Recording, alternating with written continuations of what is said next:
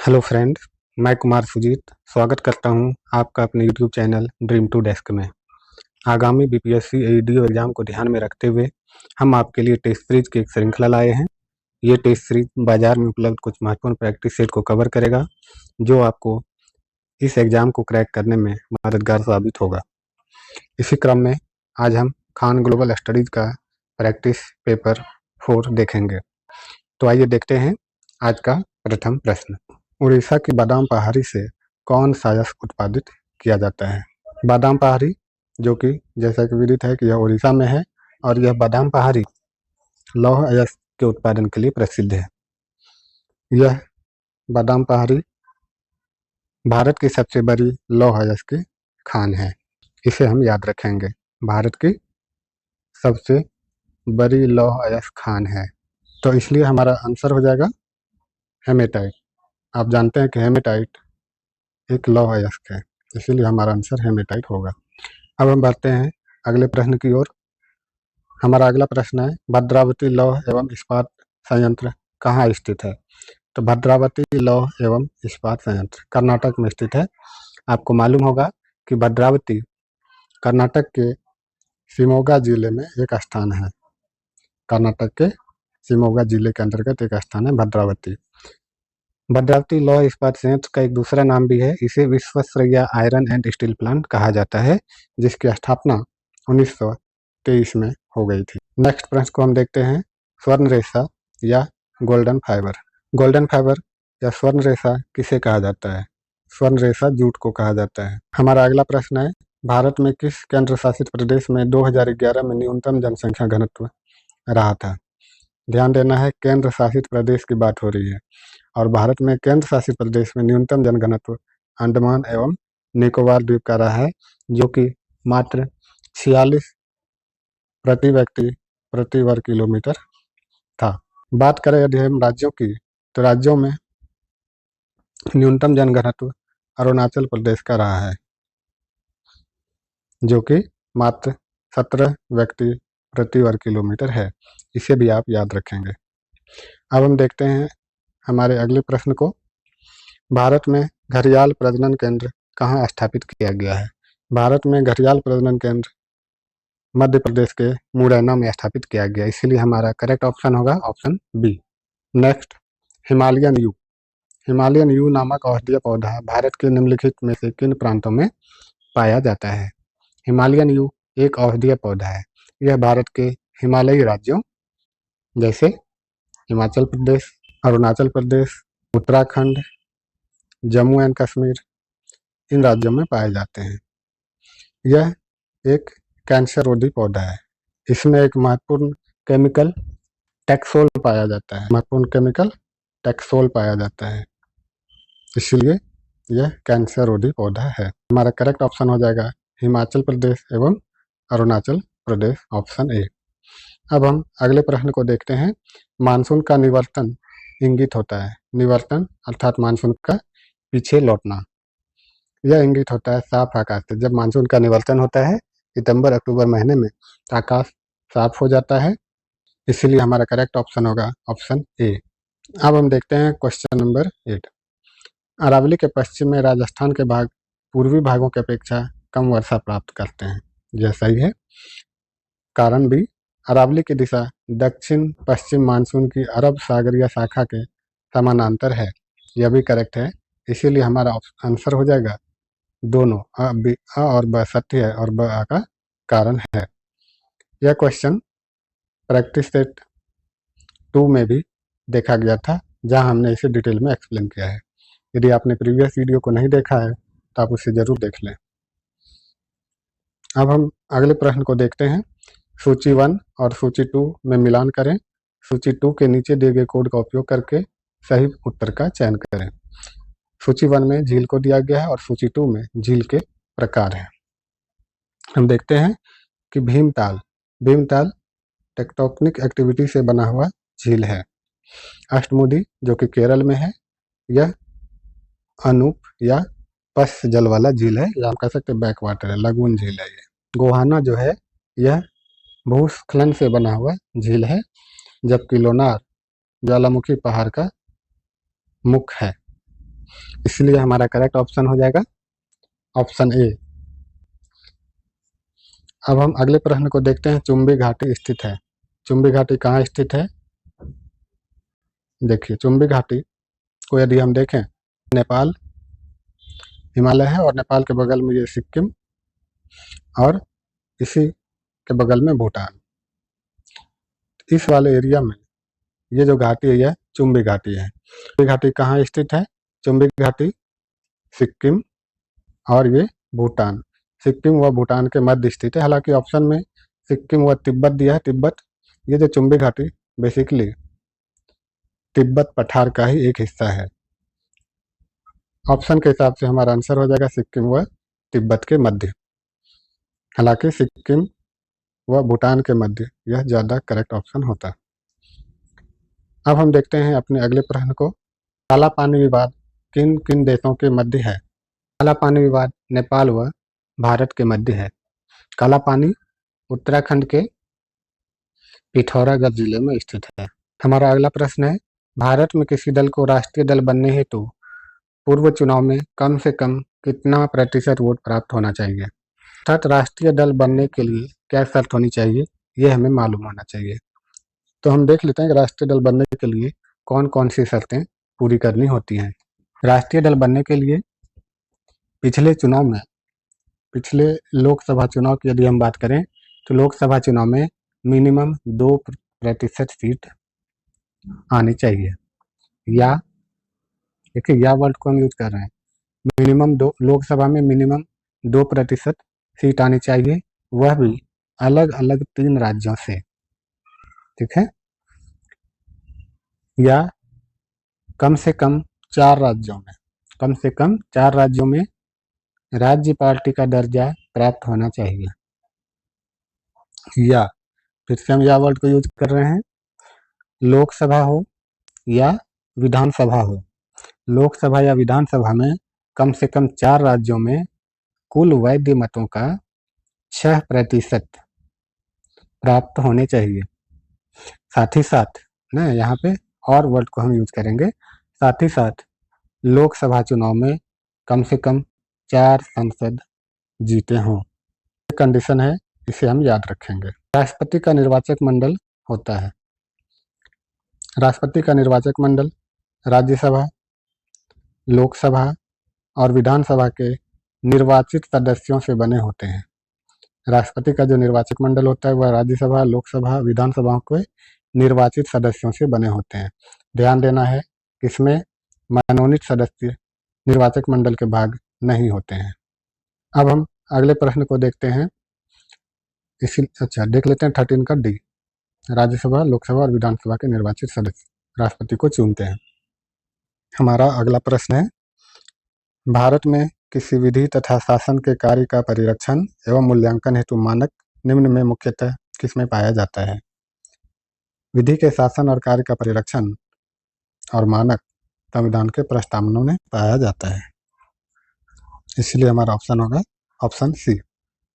अब हम देखते हैं अगले प्रश्न को। निम्नलिखित में कौन सा कथन सत्य है? भारत में सरकार के संघीय व एकात्मक दोनों प्रकार की प्रणाली है। हमारा ऑप्शन भी करेक्ट होगा। हमारा अगला प्रश्न है, निम्न में से कौन सा भारत में सूक्ष्म उद्यम को आंशिक रूप से परिभाषित कर सकता है? देखिए, लेटेस्ट डेफिनेशन जो कि 1 अप्रैल 2025 से अस्तित्व में आया है के अनुसार हम देख लेते हैं कि सूक्ष्म, मध्यम और लघु अर्थात माइक्रो, स्मॉल और मीडियम मंत्रालय की क्या स्थिति है। तो यहाँ सूक्ष्म उद्यम की बात की गई, लेकिन हम सभी को देखेंगे। बात करें यदि हम सूक्ष्म SME, micro, small and medium enterprises. Micro की यदि हम बात करें तो माइक्रो में अप टू 2.5 करोड़ इसका इन्वेस्टमेंट होना चाहिए, अर्थात निवेश होना चाहिए, और या अप टू 10 करोड़ टर्नओवर होने चाहिए, 10 करोड़ टर्नओवर होने चाहिए। तो 2.5 करोड़ और 10 करोड़ टर्नओवर। तो 2.5 करोड़ और 10 करोड़ टर्नओवर यह किसी भी ऑप्शन में नहीं है, यहाँ पुराने डेफिनेशन के अनुसार ऑप्शन दिए हुए हैं। आप इसे याद रखेंगे कि 2.5 करोड़ निवेश और 10 करोड़ टर्नओवर होने चाहिए, किसके? माइक्रो अर्थात सूक्ष्म उद्यम के। स्मॉल की बात करें तो स्मॉल का होना चाहिए up to 25 crore turnover, up to 25 crore निवेश और अप टू 100 करोड़ टर्नओवर। यदि हम बात करें मीडियम एंटरप्राइजेज की, तो मीडियम एंटरप्राइजेज का 125 करोड़ निवेश और 250 करोड़ टर्नओवर होने चाहिए। तो इस डेफिनेशन को हम याद रखेंगे और यह प्रश्न 71 बीपीएससी में पूछा जा चुका है। तो यहाँ ऑप्शन है नहीं, वार्षिक टर्नओवर 10 करोड़ होने चाहिए, ना कि 5 करोड़। 5 करोड़ पुराना आंकड़ा है। अब हम देखते हैं अगले प्रश्न को। गरीबी को मापने के लिए ग्रामीण क्षेत्रों में औसत कैलोरी की आवश्यकता क्या है?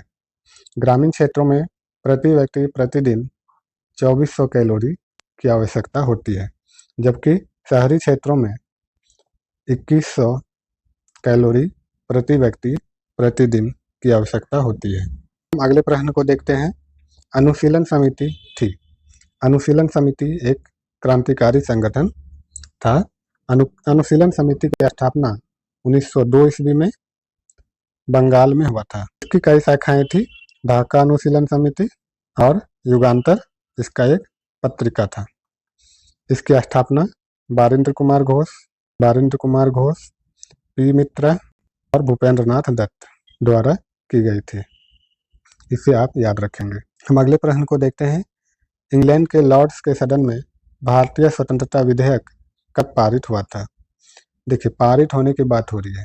यदि हम बात करें इंग्लैंड के लॉर्ड्स के सदन में भारतीय स्वतंत्रता विधेयक कब लाया गया था, तो यह 16 जुलाई 1947 16 जुलाई 1947 को सदन में प्रस्तुत किया गया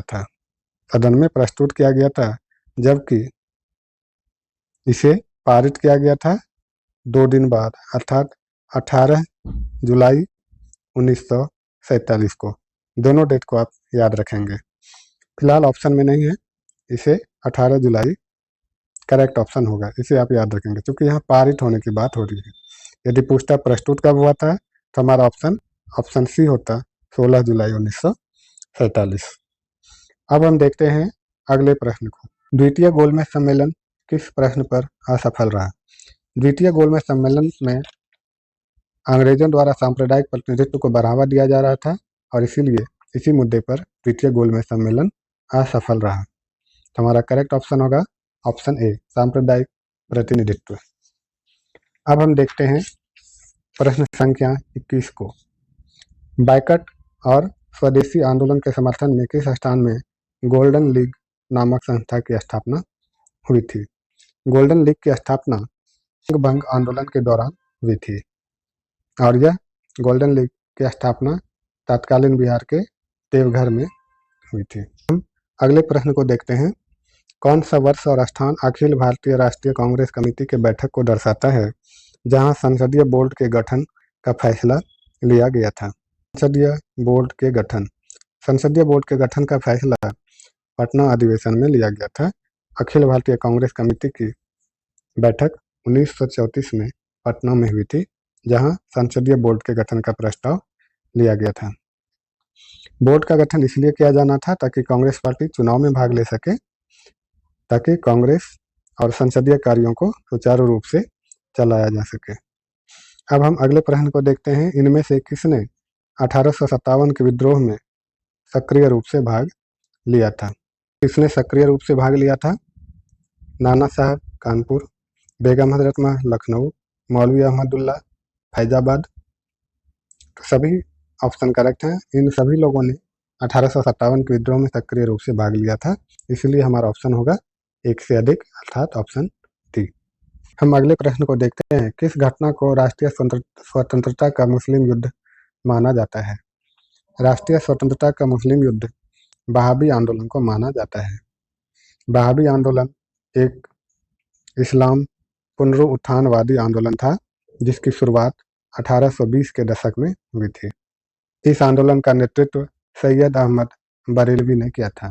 सैयद अहमद बरेलवी द्वारा इस आंदोलन का आगाज किया गया था। समय के साथ यह आंदोलन, शुरुआत में तो यह आंदोलन मुस्लिम समाज में आंतरिक सुधार पर बल देता था।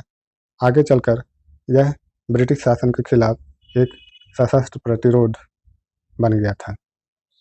अब हम अगले प्रश्न को देखेंगे। हमारा अगला प्रश्न है, बहिष्कृत भारत जर्नल किसने शुरू किया था?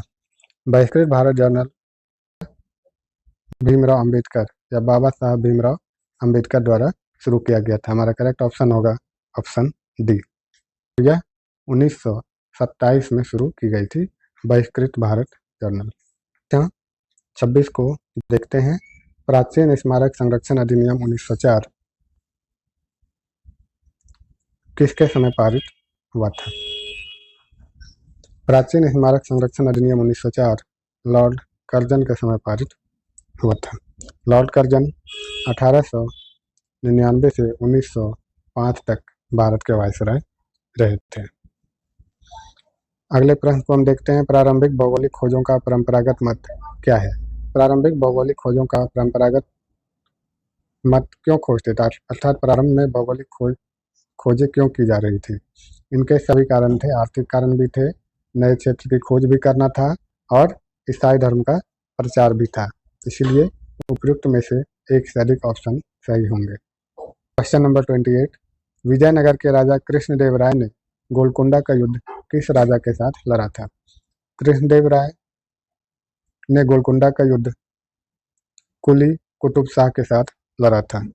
यह युद्ध 1513 ईस्वी में शाह के साथ 1513 ईस्वी में लड़ा गया था, जिसमें कृष्णदेवराय विजयी हुए थे। इसीलिए हमारा ऑप्शन ए करेक्ट होगा। अगले प्रश्न को देखते हैं।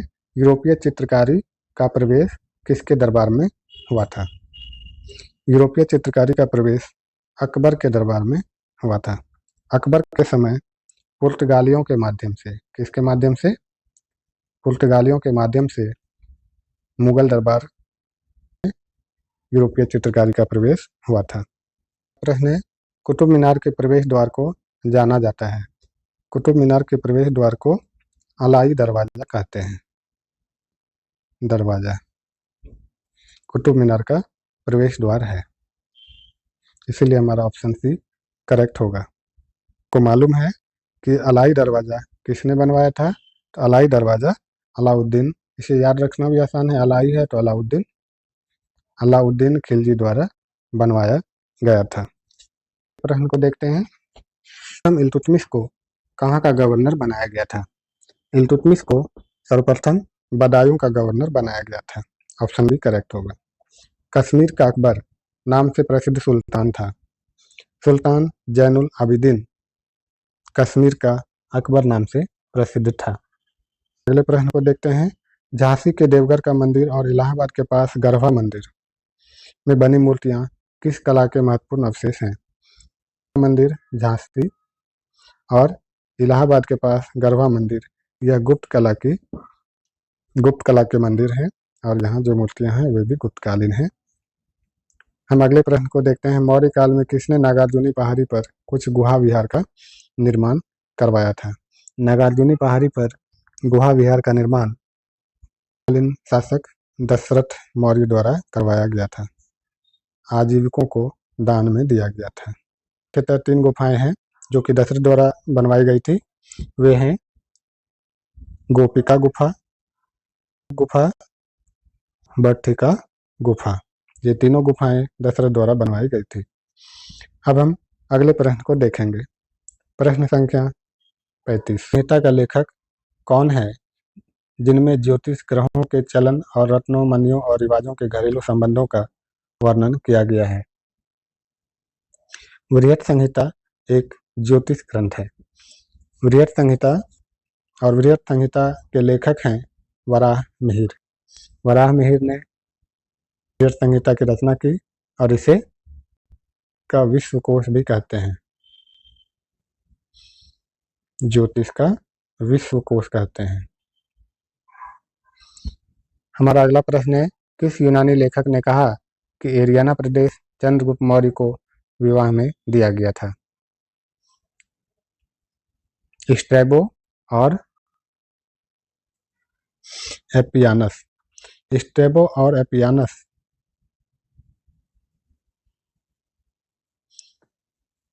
ने चंद्रगुप्त और सेल्यूकस निकेटर के बीच युद्ध का वर्णन किया है, और इसीलिए हमारा ऑप्शन होगा ऑप्शन ए स्ट्रैबो। स्ट्रैबो ने कहा था कि एरियाना प्रदेश चंद्रगुप्त मौर्य के विवाह में दिया गया था।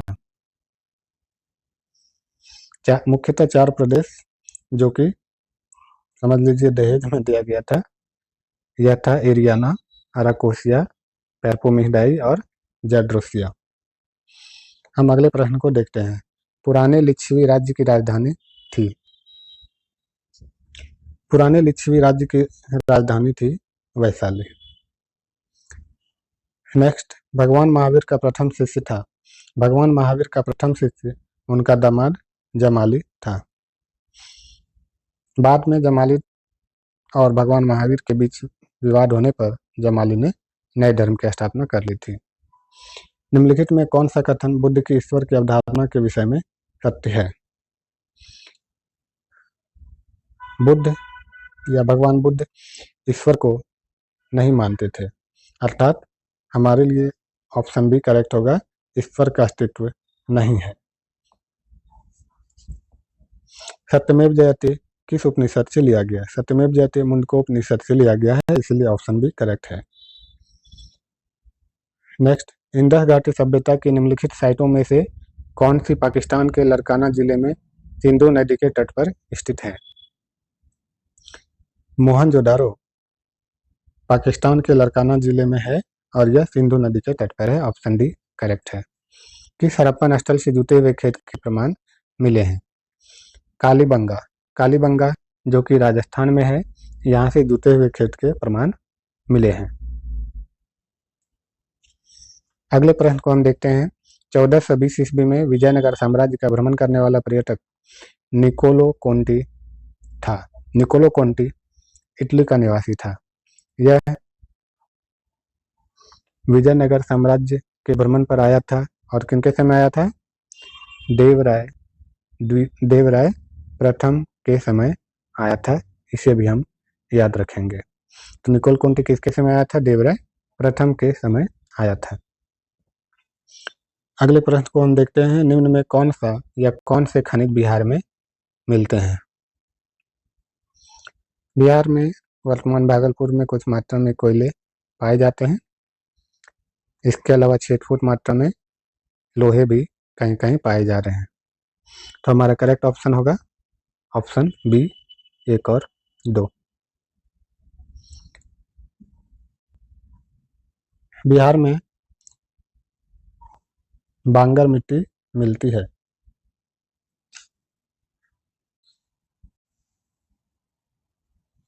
बिहार में बांगर मिट्टी मिलती है। बांगर मिट्टी बिहार में कहाँ कहाँ मिलती है? बांगर मिट्टी पूर्णिया, सहरसा, दरभंगा, मुजफ्फरपुर क्षेत्रों में मिलती है। जलोढ़ मिट्टी को हम 2 भागों में बांटते हैं, खादर और बांगर। खादर मिट्टी जो हर साल डिपॉजिट होती है वो खादर मिट्टी होती है, और बांगर जो पुराने जलोढ़ मिट्टी डिपॉजिट की गई थी वह बांगर मिट्टी होती है। तो पूर्णिया, सहरसा, दरभंगा, मुजफ्फरपुर क्षेत्र में बांगर मिट्टी की विशेषता पाई जाती है। अगले प्रश्न को हम देखते हैं। कागज उद्योग से बिहार की कौन सी नदी प्रदूषित हो रही है? तो कागज उद्योग से बिहार की कोसी नदी प्रदूषित हो रही है, ऑप्शन बी करेक्ट है। बिहार राज्य अवस्थित है निम्न देशांतरों के मध्य। बिहार राज्य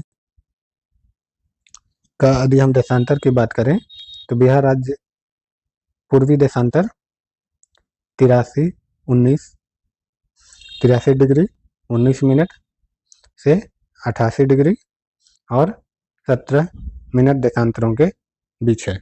83-19 तो ऑप्शन नहीं है, इसलिए इनमें से कोई नहीं करेक्ट है। संपूर्ण क्षेत्रफल कितना है 1000 वर्ग किलोमीटर में? बिहार का संपूर्ण क्षेत्रफल है 94,163 वर्ग किलोमीटर। तो 94,163 ऑप्शन में नहीं है, तो इसे आप याद रखेंगे 94,163। यह डेटा पुराना है। यह डेटा 173.9 वर्ग किलोमीटर, यह जो है जब झारखंड और बिहार साथ में था तब का है। हमें याद रखना है कि बिहार का क्षेत्रफल कितना है, 94,163 वर्ग किलोमीटर। अब हम अगले प्रश्न को देखते हैं। बिहार में इस पर योजना का संबंध है। इस पर योजना शहरी गरीबी से निपटने के लिए है और इसीलिए हमारा करेक्ट ऑप्शन होगा गरीबी से। इस पर का फुल फॉर्म होता है support for urban reform. Support for urban reform. और इसके तहत शहरी योजनाओं के द्वारा जैसे जलापूर्ति, जल निकासी, सामाजिक कार्य, इन सब के द्वारा शहरी गरीबी को कम करने पर ध्यान केंद्रित किया जाता है। इसीलिए हमारा करेक्ट ऑप्शन होगा ऑप्शन बी, गरीबी से। अब हम अगले प्रश्न को देखते हैं। बिहार राज्य बीज निगम को ISO प्रमाण मिला है। निम्नलिखित पर विचार करें और सही उत्तर चुनें। बिहार राज्य बीज निगम। बिहार राज्य बीज निगम को ISO प्रमाण किनके लिए मिला है? गुणवत्ता प्रबंधन और अभ्यास प्रबंधन, ये सही है। पर्यावरण प्रबंधन, अभ्यास प्रमाणन, यह भी सही है। रिश्वत विरोधी प्रबंधन प्रमाणन, यह भी सही है। इस तरह हमारा तीनों ऑप्शन सही है, तो ऑप्शन सी केवल 1, 2, 3 होगा। अगले प्रश्न को हम देखते हैं। चुंबकीय द्विध्रुव आघूर्ण का मात्रक है। चुंबकीय द्विध्रुव आघूर्ण का मात्रक है एम्पियर मीटर स्क्वायर। 51 का सी करेक्ट ऑप्शन है। बोस आइंस्टीन कंडेंसेट में क्या होती है? देखिए, बोस आइंस्टीन कंडेंसेट एक बहुत ही निम्न ताप पर पदार्थ की अवस्था होती है और जब भी निम्न ताप होगी तो वहाँ गतिज ऊर्जा कम हो जाएगी। अतः हमारा करेक्ट ऑप्शन होगा ऑप्शन सी, बहुत कम गतिज ऊर्जा। 53 सौर ऊर्जा को विद्युत ऊर्जा में किसके द्वारा परिवर्तित किया जाता है? सौर ऊर्जा को विद्युत ऊर्जा में परिवर्तित करने के लिए फोटोवोल्टाइक सेल की जरूरत होती है। 54 निम्नलिखित में किसके पास उच्च ऊर्जा स्तर और छोटा तरंगदैर्ध्य है? तो पराबैंगनी विकिरण का ऊर्जा स्तर उच्च होता है और तरंगदैर्ध्य छोटा होता है, इसीलिए ऑप्शन बी करेक्ट है। एक इकाई समय में एक इकाई क्षेत्रफल से होकर गुजरने वाले फोटोन की संख्या क्या कहलाती है? प्रति इकाई क्षेत्रफल से जितनी अधिक फोटोन गुजरेंगी तो उतना ही प्रकाश तीव्र होगा, इसीलिए प्रकाश की तीव्रता हमारा करेक्ट ऑप्शन है। अगले प्रश्न को हम देखते हैं। पदार्थ के तापमान में परिवर्तन के दौरान आपूर्ति की गई ऊष्मा ऊर्जा किस रूप में संग्रहित होती है? पदार्थ के तापमान में जब परिवर्तन होता है तो आपूर्ति की गई ऊष्मा जो है वह गतिज ऊर्जा के रूप में संग्रहित हो जाती है। नेक्स्ट, जब कोई ठोस पिघलता है तो उसका तापमान, ठोस मान लेते हैं आइस जब तक पिघलती रहेगी उसका तापमान वही रहेगा, अर्थात 0 डिग्री सेंटीग्रेड, तो तापमान वही रहता है। लेड संचालक सेल में कौन सा अम्ल प्रयोग में लाया जाता है? लेड संचालक सेल में कौन सा प्रयोग में लाया जाता है? तो सल्फ्यूरिक एसिड H2SO4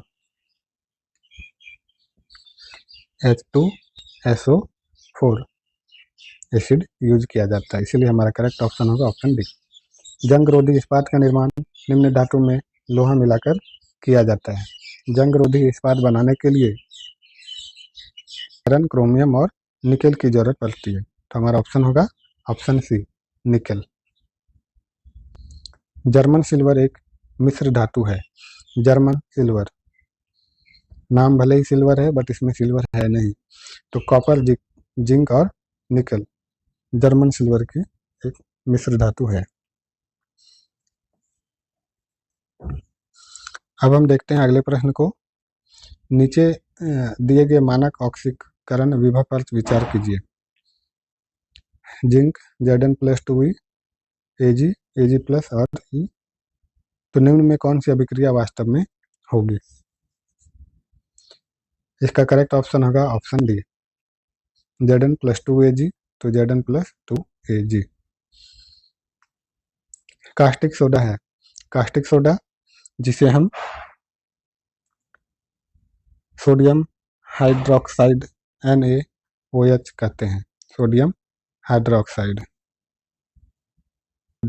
इसका यूज, यह एक प्रबल क्षार है और जिसका यूज साबुन, डिटर्जेंट, कागज, रेयॉन, पेट्रोलियम शोधन इत्यादि में किया जाता है। हम अगले प्रश्न को देखते हैं। प्रश्न संख्या 63। निम्नलिखित में कौन सा इमल्सन का उदाहरण है? दूध इमल्सन का उदाहरण है। इमल्सन एक प्रकार का कोलाइडल विलयन होता है जिसमें जो द्रव में जो है छोटी छोटी बूंदों के रूप में बिखरा हुआ होता है। दूध में वसा की छोटी छोटी बूंदें जो है बिखरी हुई होती है, इसीलिए हमारा करेक्ट ऑप्शन ऑप्शन सी है। निम्नलिखित विभाजन द्वारा एक जीव में गुणसूत्रों की संख्या को कायम रखा जाता है। तो समसूत्री विभाजन, समसूत्री विभाजन में गुणसूत्रों की संख्या को कायम रखा जाता है। 65। मेंडल के आनुवंशिकता का सिद्धांत किस पर आधारित होता है? मेंडल के आनुवंशिकता का सिद्धांत लैंगिक जनन पर आधारित होता है। निम्नलिखित में कौन सा मनुष्य में अवशेषी अंग नहीं है? अवशेषी अंग अर्थात वैसे अंग जो कि वर्तमान में यूजफुल नहीं है, अर्थात उसका कोई भी प्रयोग नहीं है। तो निक्टिटेटिंग पर्दा एक अवशेषी अंग है। कर्णपाली के कर्नाभ मांसपेशियां अवशेषी अंग है। सामने वाले चपटे दांत अर्थात कृंतक, ये तो आज भी काटने के काम आता है, खाने को काटने के, तो यह तो अवशेषी अंग नहीं है। ऑप्शन सी हमारा करेक्ट होगा, चूंकि नहीं पूछा है। वर्मीफोर अपेंडिक्स यह भी एक अवशेषी अंग है। अगले प्रश्न को हम देखते हैं। किस सिलेंट्रेट प्राणी में सिर्फ पॉलिप अवस्था पाई जाती है? एंथोजोआ, एंथोजोआ में सिर्फ पॉलिप अवस्था पाई जाती है। एंथोजोआ संघ निडेरिया का सबसे बड़ा वर्ग है और इसके सभी सदस्य समुद्री होते हैं और इसमें सिर्फ पॉलिप अवस्था पाई जाती है। केचुए में कलेक्टलम खंड होते हैं। केचुए में कलेक्टलम खंड कितने होते हैं? 14, 15, 16, 17। ऑप्शन सी करेक्ट है। पौधे में प्रदीप्ति कालिका की खोज करने वाले हैं। पौधे में प्रदीप्ति कालिका की खोज किसने की थी? तो गार्नर और एलार्ड ने पौधे में प्रदीप्ति कालिका की खोज की थी, अर्थात W गार्नर और H.A. एलार्ड ने पौधे में प्रदीप्ति कालिका अर्थात फोटो पीरियडिज्म की खोज की थी। किस अंग में हेनले लूप पाया जाता है? हेनले लूप वृक्क में पाया जाता है या गुर्दे में पाया जाता है हेनले लूप। मानव शरीर के निम्नलिखित अंगों में से कॉर्निया किसका भाग है? कॉर्निया आंख का भाग है, ये आप सबको मालूम ही है। स्वस्थ व्यक्ति का अनुशीथलन दाब होता है। देखिए 80 और 120 होते हैं, तो जो अनुशीथलन वाला है वह 80 है, तो हमारा करेक्ट ऑप्शन होगा ऑप्शन ए। इसे हम डायस्टोलिक प्रेशर भी कहते हैं और ये सिस्टोलिक प्रेशर होता है। अनुशीथलन 80 होगा। मानव शरीर में पित्तरस का क्या कार्य है? मानव शरीर में पित्तरस का कार्य है, यह वसा का पाचन के लिए पायसीकरण और वसा विलय होने वाले विटामिनों का अवशोषण करने के लिए उत्तरदायी है। तो मानव शरीर में पित्तरस क्या करती है? वसा के पाचन के लिए पायसीकरण करती है। अगले प्रश्न को हम देखते हैं। निम्नलिखित में कौन दाएं वेंट्रिकल से ऑक्सीजन रहित की बात हो रही है, ऑक्सीजन रहित रक्त को फेफड़ों तक ले जाता है? तो ऑक्सीजन रहित अर्थात अशुद्ध रक्त, कभी कभी आपसे अशुद्ध रक्त भी पूछा जाएगा। तो दाएं वेंट्रिकल से ऑक्सीजन रहित अर्थात अशुद्ध रक्त को फेफड़ों तक ले जाता है। तो फुफ्फुसीय धमनी, देखिए आमतौर पर यदि धमनी है तो धमनी में शुद्ध रक्त बहती है, लेकिन यह अपवाद है, फुफ्फुसीय धमनी में अशुद्ध रक्त बहती है जो कि ऑक्सीजन रहित अर्थात कार्बन डाइऑक्साइड वाले रक्त को फेफड़ों तक लाती है। संपूर्ण मानव शरीर में कितनी हड्डियां होती है? तो संपूर्ण मानव शरीर में 206 हड्डियां होती है। मानव शरीर में कौन सी ग्रंथि वृद्धि हार्मोन का उत्पादन करता है। वृद्धि हार्मोन का उत्पादन पिट्यूटरी ग्लैंड से होता है। नेक्स्ट, निम्न सोडियम आहार की अनुशंसा की जाती है। लिवर सिरोसिस हो या कभी कभी बुखार के मामले में भी निम्न सोडियम आहार अर्थात कम सोडियम आहार की अनुशंसा की जाती है। तो हमारा ऑप्शन होगा ऑप्शन डी, एक से अधिक। खाद्य में आयोडीन की कमी से निम्न बीमारी होती है। आयोडीन की कमी से घेंगा रोग होता है। प्रश्न है, श्वसन मूल किसमें पाए जाते हैं? श्वसन मूल लवणोद्भिद में पाए जाते हैं। ऑप्शन सी करेक्ट होगा।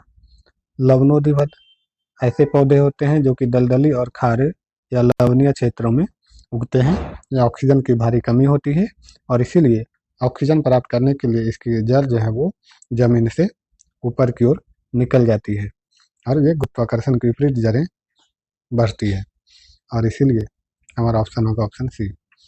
कीटभक्षी पौधे मिट्टी में किसकी कमी से उगते हैं? कीटभक्षी पौधे मिट्टी में नाइट्रोजन की कमी से उगते हैं। कीटभक्षी पौधे ऐसे मिट्टी में उगते हैं जहाँ नाइट्रोजन की कमी होती है और वो नाइट्रोजन की कमी को पूरी करने के लिए कीटों का भक्षण करते हैं। सजावटी पौधा है, सजावटी पौधा कैक्टस। ऑप्शन के अनुसार कैक्टस सही है। कैक्टस की कई वैरायटियां होती है और यह सजावटी पौधे के रूप में यूज होता है। जूट एक फाइबर है, फाइबर प्राप्त करने के लिए पौधा है। साल लकड़ी का वृक्ष है और तुलसी औषधीय पौधा है। इसीलिए हमारा करेक्ट ऑप्शन होगा ऑप्शन डी, कैक्टस। निम्नलिखित में कौन सा मादा प्रजनन तंत्र का भाग नहीं है? तो अंडाशय, गर्भाशय, फैलोपियन नालिका, यह जो है मादा प्रजनन तंत्र का भाग है, जबकि शुक्रवाहिका पुरुष प्रजनन तंत्र का भाग है। इसीलिए हमारा ऑप्शन होगा ऑप्शन सी। वानस्पतिक प्रसार पाया जाता है। वानस्पतिक प्रसार किसमें पाया जाता है? तो वानस्पतिक प्रसार स्पाइरोगाइरा में पाया जाता है। स्पाइरोगाइरा एक शैवाल है और यह मुख्यतः विखंडन द्वारा अपना प्रसार करता है। इसके अलावा यदि हम बात करें ब्रायोफिलम, तो ब्रायोफिलम भी, इसमें भी पत्तियों के किनारे किनारे से कलिकाएं निकलती है और नए पौधे बन जाते हैं। तो वानस्पतिक प्रसार किसमें पाया जाता है? तो स्पाइरोगाइरा और ब्रायोफिलम में। उपयुक्त में से एक से अधिक हमारा करेक्ट ऑप्शन होगा। माइकोप्लाज्मा विषाणु से भिन्न है क्योंकि यह संवेदनशील है। माइकोप्लाज्मा माइकोप्लाज्मा विषाणु से भिन्न है क्योंकि यह टेट्रासाइक्लिन जैसे एंटीबायोटिक, टेट्रासाइक्लिन क्या है? यह एंटीबायोटिक है और इसके प्रति माइकोप्लाज्मा संवेदनशील है। मई 2025 में कितने पूर्वी अफ्रीकी देशों ने कालाजार या विसरल लिशमैनियासिस को समाप्त करने के लिए समझौता ज्ञापन पर हस्ताक्षर किए थे? तो कालाजार अफ्रीकी देशों की एक महत्वपूर्ण समस्या है और 6 ऐसे अफ्रीकी देश थे जो कि पूर्वी अफ्रीका में आते हैं। 6 पूर्वी अफ्रीकी देश हम कह सकते हैं। तो 6 पूर्वी अफ्रीकी देशों ने कालाजार को समाप्त करने के लिए एक समझौता ज्ञापन पर हस्ताक्षर किए थे। यह 6 देश हैं, इसके हम नाम को याद रखेंगे।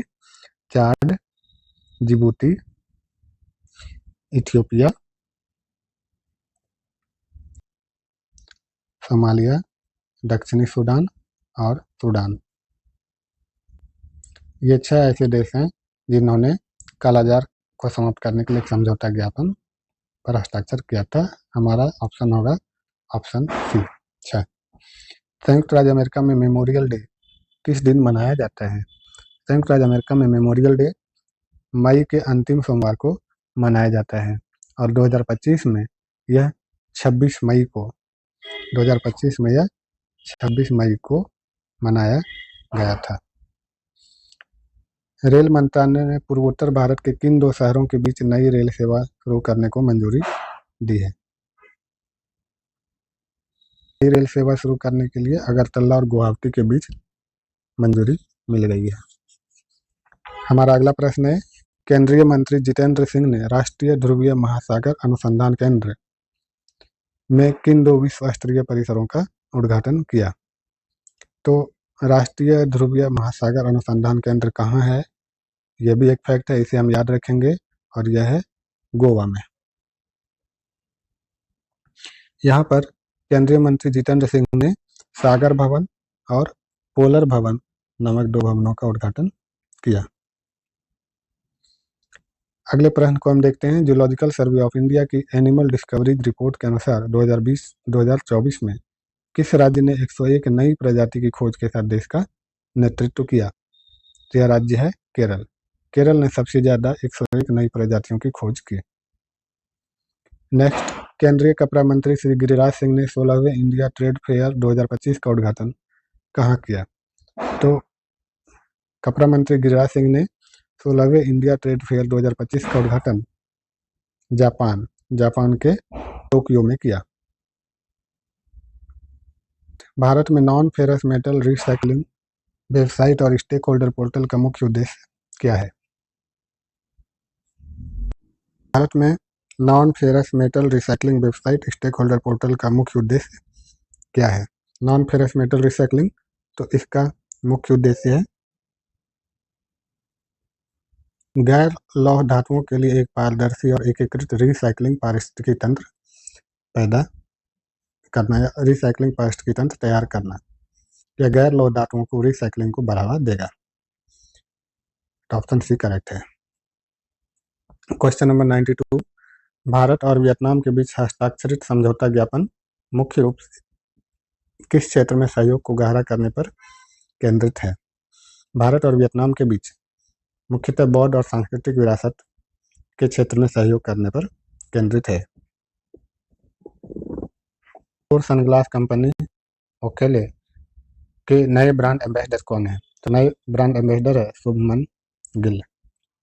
भारत में 10 लाख नागरिकों को निःशुल्क एआई प्रशिक्षण देने की पहल में प्राथमिकता किसे दी जाएगी? तो इसमें प्राथमिकता ग्राम स्तरीय उद्यमों को दी जाएगी। ऑप्शन सी करेक्ट है। असम के मुख्यमंत्री ने भारत के पहले एक्वाटेक पार्क का उद्घाटन कहाँ किया? तो एक्वाटेक पार्क सोनापुर, जो कि गुवाहाटी के पास है, यहाँ है। ऑप्शन सी करेक्ट है। रक्षा मंत्रालय ने रक्षा परिरक्षण इंफ्रास्ट्रक्चर योजना के तहत तमिलनाडु रक्षा औद्योगिक गलियारे में एक अत्याधुनिक परीक्षण सुविधा स्थापित करने के लिए समझौता किया है। तो तिरुचिरापल्ली में अत्याधुनिक परीक्षण सुविधा स्थापित की जाएगी। Make in India make for world की कल्पना के तहत भारतीय रेलवे किस रूप में उभर रहा है? मेक इन इंडिया तो है मेक फॉर वर्ल्ड, तो इसके तहत क्या होगा? निर्यात किया जाएगा। तो बोगियों, कोचों और इंजनों का वैश्विक निर्यात। ऑप्शन सी करेक्ट है। जुलाई 2025 में बिहार के किस जिले में एक नया मेगा फूड पार्क की स्थापना को केंद्र सरकार ने मंजूरी दी है? तो मेगा फूड पार्क बिहार